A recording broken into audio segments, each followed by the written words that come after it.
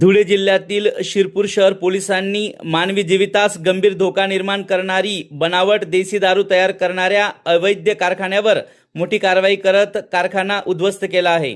या कारवाईत लाखो रुपयाचा मुद्देमाल जप्त करण्यात आला असून आरोपी विरोधात गुन्हा दाखल करण्यात आला आहे। शिरपूर शहर पोलीस ठाण्याचे प्रभारी अधिकारी तथा पोलीस निरीक्षक श्री किशोर कुमार परदेसी यांना गोपनीय माहिती मिळाली की चांदसुर्या तालुका शिरपूर जिल्हा धुळे येथील वासर्डी गावाकडे जाणाऱ्या रस्त्यावरील एका पक्क्या घरात बनावट देशी दारू तयार करण्याचा कारखाना सुरू आहे।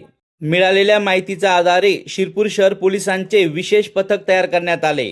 पथकाने संबंधित ठिकाणी छापा टाकला असता आरोपी नितेंद्र पोपटराव पावरा वय 38 राहणार चांदसुर्या तालुका शिरपूर जिल्हा धुळे हा घराच्या तळमजल्यावरील खोलीत तसेच पहिल्या मजल्यावरील रूम व किचन जवळ बनावट टँगो पंच देशी दारू तयार करताना आढळून आला। पोलिसांनी घर व परिसराची झडती घेतली असता मोठ्या प्रमाणावर बनावट दारू निर्मितीसाठी लागणारे साहित्य जप्त करण्यात आले। यात स्पिरिट, रिकाम्या बाटल्या, सीलिंग मशीन, बूच, स्टिकर्स, प्लास्टिक टाक्या, ड्रम तसेच इतर साहित्याचा समावेश आहे। या कारवाईत एकूण 3,10,400 रुपयाचा मुद्देमाल हस्तगत करण्यात आला। विशेष म्हणजे ही बनावट दारू बाजारात विक्रीसाठी पाठवली जाणार होती, त्यामुळे अनेकांचा आरोग्याला गंभीर धोका निर्माण होण्याची शक्यता व्यक्त केली जात आहे। पोलिसांच्या या कामगिरीचे नागरिकांकडून स्वागत केले जात आहे।